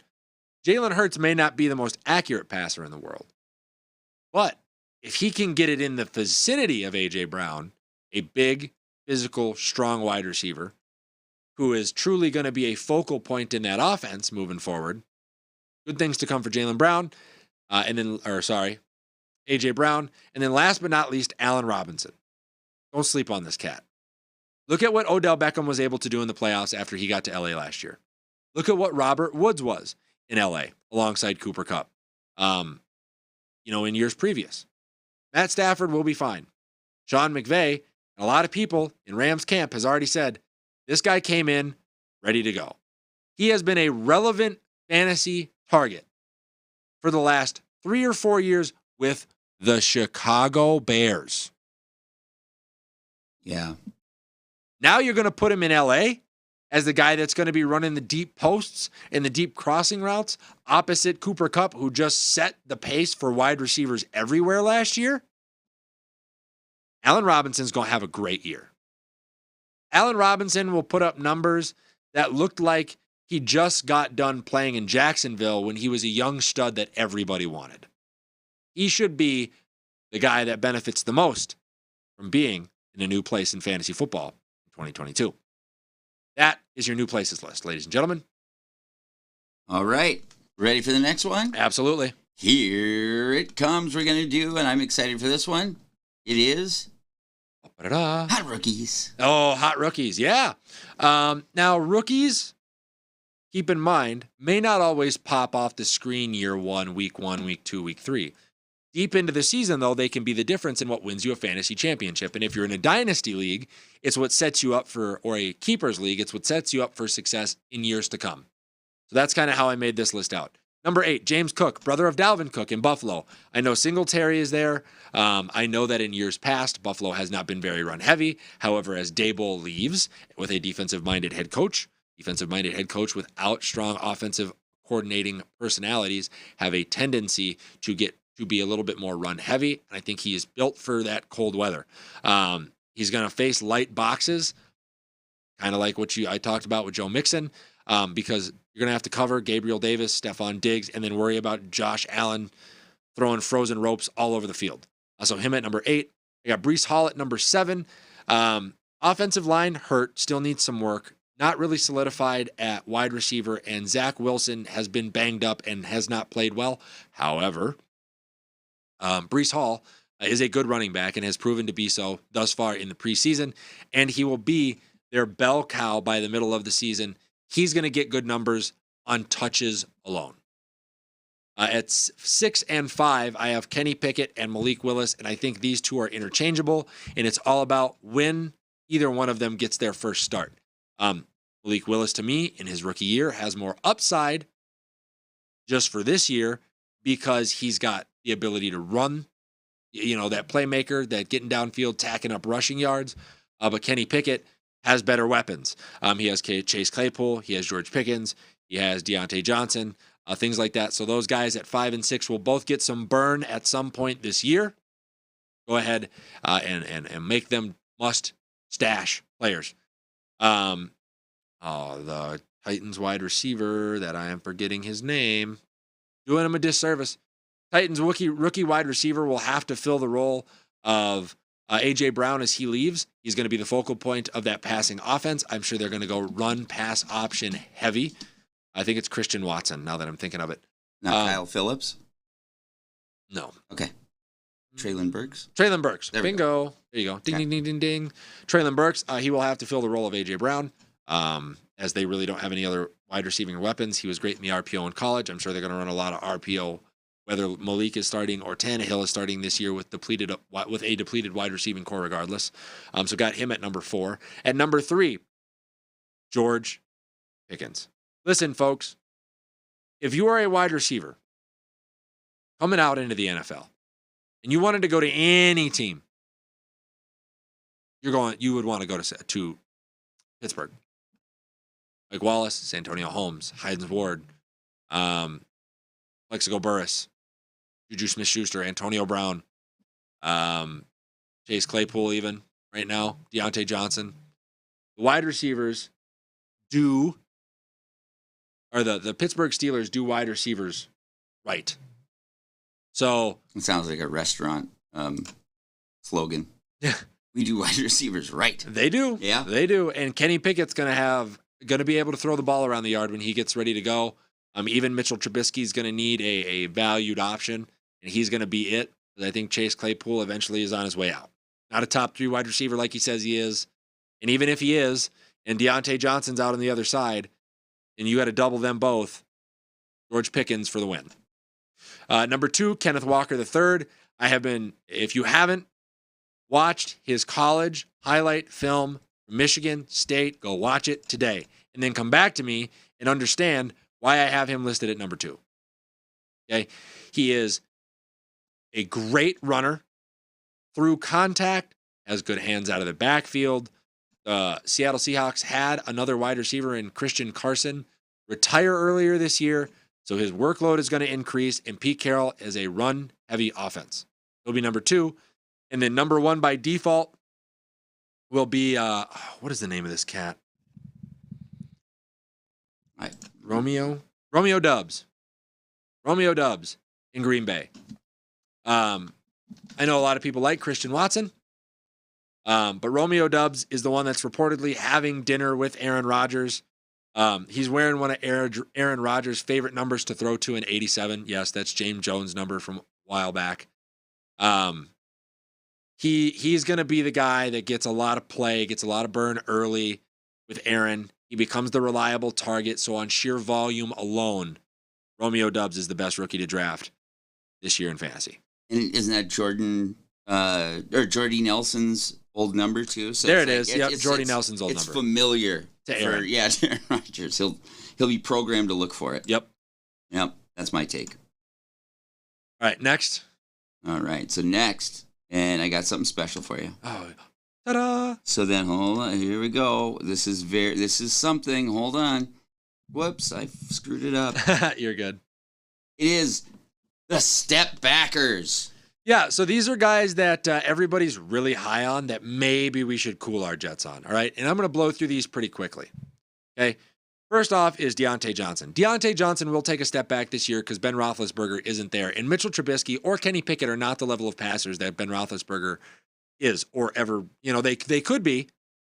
Maybe Pickens or Pickett more than Trubisky. But with Najee Harris coming on and that situation at quarterback, Deontay Johnson takes a step back. At number 7, I have Nick Chubb. Kareem Hunt, obviously unhappy. So is that going to continue to be a shared backfield? We will see. They lack true wide receiving weapons. They went from having Njoku and Cooper and Odell and Jarvis Landry to just Amari Cooper, and now there's not even Baker at quarterback. They're going to have to do the first 11 games with Jacoby Brissett. Expect Nick Chubb to see a 9-man box on 50% of his playing time. He will take a step back this year. CeeDee Lamb. CeeDee Lamb will take a step back because Amari Cooper is not there. Amari Cooper does deserve some attention over the top. And in spots where Amari was not on the field last year, CeeDee, who was on my fantasy team last year, did struggle to produce. So expect him to take a step back, especially as Michael Gallup looks to get back from his torn ACL. So they really don't have any other wide receiving weapons. He's just going to see all of the coverage. DK Metcalf will take a step back. He's my number 5 guy this year, simply because... Too many muscles. No. His quarterback is Drew Lock. That also hurts, but I'm telling you, guys with that body, they just don't last that long, it seems like. The guys, he'll start breaking down. I think he's Terrell Owens. Okay. So I think he gets better. I think he does better once he leaves Seattle like Terrell did better once he left San Francisco. God damn it. So, yeah. He takes a step back because his quarterback's Drew Lock. Do I need to say much more than that? I don't think so. At number 4, step backers, Cordell Patterson. 2 straight years where he's been like the utility running back, wide receiver, slot wide receiver, wildcat quarterback guru. But with Marcus Mariota in the building, a step back from Matt Ryan, and a new offensive coordinator and some of the other things that have happened, I just don't see him being able to put up the same amount of numbers on volume. He takes a step back. Number 3, I have Mark Andrews. This Lamar situation is going to be interesting for sure, but they also got rid of their true top weapon in Marquise Brown, and now you can just guarantee that Mark Andrews is going to be double covered on every play. Every single play. So he takes a step back. Tom Brady takes a step back this year on injuries alone. Godwin was hurt at the end of last season, so that's something to be concerned about as well. But 3 of his starting offensive linemen have gone down with significant injuries here to start camp. So expect Tom Brady to take a step back. Let's also keep in mind Leonard Fournette, who was his check down, easy yardage, pick up a first down, keep the drive going guy, came into camp 40 pounds overweight, and they got rid of Ronald Jones, his backup, who is now in Kansas City. So you're starting to see some depletion and some deterioration on the offensive side of the football. How far can Tom Brady take that? Nobody knows. The biggest step back this year, however, will come from Aaron Rodgers. Aaron Rodgers has no wide receiving weapons. Aaron Rodgers has an unhealthy offensive line. Aaron Rodgers has a depleted defense, and Aaron Rodgers is doing drugs in the offseason. Probably going to see a significant step back from Aaron Rodgers this year, especially for fantasy value. How dare you insult people who take drugs? Hey. How dare you? Listen, man, I am a partaker in the Cloud9 fun, the fun time Cloud9 stuff. But I'm not retreating into the woods with a witch to do ayahuasca at any point in the future. This is how I basically feel about that. It's just I'm sorry to do this to you, but sorry. Ooh, little sound effect with it too. I like that. Yeah, I didn't hear it though. All right, last one, Gabe. Yep. Then we can get out of here. Okay. It is deep sleepers. The deep sleepers. These are guys that I would draft because they're and if you want to put me in the lower right-hand corner here, because there's one I want to highlight that I'm kind of covering up here. These are guys that you should definitely be paying attention to because their situations would lead them to success, even though you probably wouldn't think it would. We'll start with number 8, Noah Fant. Noah Fant, tight end, coming over from Denver with Drew Lock. If Drew Lock wins that job, chemistry is probably going to be best between him and Noah Fant. DK Metcalf will get a lot of attention, which should open up the middle of the field for Noah Fant to produce some numbers this year. Same thing with Mo Alley Cox in Indianapolis. He gets Matt Ryan. Matt Ryan has made Pro Bowlers out of quite a few different tight ends in his career. And that is who is operating in Indianapolis this year with a somewhat depleted receiving core. So I see Mo Alley Cox being an absolute weapon for that offense with Matt Ryan. At number 6, I have Rondell Moore. Rondell Moore burned the Vikings last year. I told Gabe this the other night. He is a muscle hamster. He is the proverbial burner. He is Arizona's version of Tyreek Hill. Not production-wise, but play style-wise. And I think he's going to be the guy that you start to see getting the bubble screens, the little drag routes, lots of run after catch, and then every once in a while he'll get an option route where Kyler Murray's just going to throw it up, and you'll notice that he beat the corner by 15 yards. So he is on the sleeper list for me. Brandon Cooks is on this list as well for me, folks. Mostly because everybody forgets about him. Everywhere he's been a 1,000-yard receiver with every quarterback that he's had. And the Texans drafted him some wide receiver help this year, and Dougie Mills is in year 2. So if you have the opportunity to go get Brandon Cooks, a workhorse number 1 wide receiver that's going to get a lot of touches on volume on a team that is going to be playing from behind and probably having to chuck the ball all around the yard a lot, I would stick with Brandon Cooks. Then we have DeAndre Swift from the Lions. That Lions offensive line has taken a big step forward this year, folks. Matt Stafford obviously is not going to be Jared Goff is not going to be the wing it around the yard quarterback that everybody thinks he is. I think it's going to become a little bit of a ground and pound team. Guy's got good hands, can catch the ball out of the backfield. He's been pretty decent this offseason from all reports in pass pro, which will lead me to believe that he will get to be a 3-down back at the very least. And as long as he can stay healthy, he will produce. Number 3 on this list is Irv Smith Jr. Vikings horn style. If you're on an offense with KJ Osborne, Adam Thielen, Justin Jefferson, and Kirk Cousins, it would lead me to believe that there's not going to be a lot of coverage left, to blanket a guy like Irv Smith, who without injuries was great at Alabama, and in the playing time that he has had in a Vikings uniform while healthy, has produced really well. So I would look at him and then take that, what I just said, and multiply it by about 4. And I would grab, if you have the chance, I would grab Hunter Renfrow. Hunter Renfrow is a slot machine. I know he looks like he bags groceries at Walmart. But man, let me tell you, he's got sure hands. He's great at the top of his routes. And he's got Devontae Adams and Darren Waller this year. He's got Josh McDaniels' offense. Let's think here. Who did Josh McDaniels build? Oh, Wes Welker and Julian Edelman. And Hunter Renfrow is now in that offense as the slot weapon. That's your guy. That is your guy. And then I almost put him at number 1, but coming in at number 1, strictly on added weapons alone, Mike Gesicki will see a lot of what Irv Smith and Hunter Renfrow are seeing. Tyreek Hill, Jalen Waddle are both in Miami. They've got a pretty decent, run game. Mike McDaniels, offensive-minded head coach. And if Tua gets in trouble as a weak-armed quarterback, where do you think he's going to want to attack? Maybe the middle of the field with a 6'6" weapon in the red zone.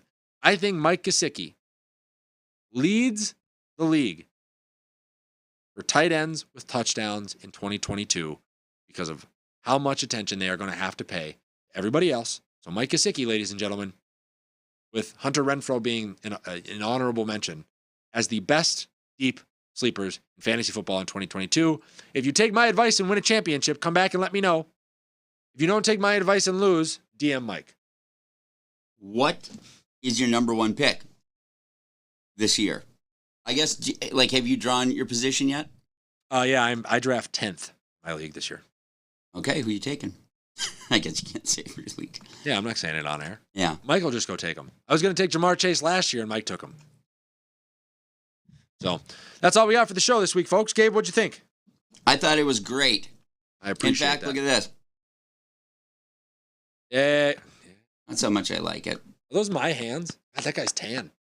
Yeah, he kind of is, isn't he? I was kind of surprised by that. No, those are woman hands, unless those are your hands. No, they're not my hands. So, ladies and gentlemen, hey, I appreciate you tuning in once again to another episode of Glass Half Sports. Glad to walk through the sports news with you, as always. We are here every Thursday at 11 to go through everything that is going on in the sports universe. So, if you are a sports fan with sports fan friends, make sure that you tag, share, like, and subscribe on Facebook, Instagram, TikTok, Spotify, Twitch, Twitter, Patreon. Pretty much anywhere that you can find sports news, you can find us, to include here in the Twin Cities on Channel 6, MCN Channel 6. That is Saturdays at 10 o'clock, because I have awful language and they can't put me on daytime cable. We will see you guys next week as we prep for the regular season. We're prepping for the regular season next week, Gabe. Are you excited? It's happening. It's happening. It's here. It's here. The longest offseason, in my opinion, in NFL history. I am so excited as we get ready for the regular season. I'm sure I will be bragging about how much I just dunked on Mike in our fantasy draft next week. I'm sure we will have more news on baseball and the Twins as that season closes down as well. And I'm excited to bring all of it to you guys. So as always, take care, stay safe, be well.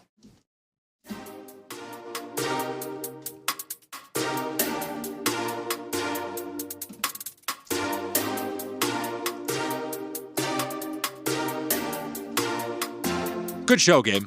Yeah, man. That was fun. I love that alien dancing at the end, too.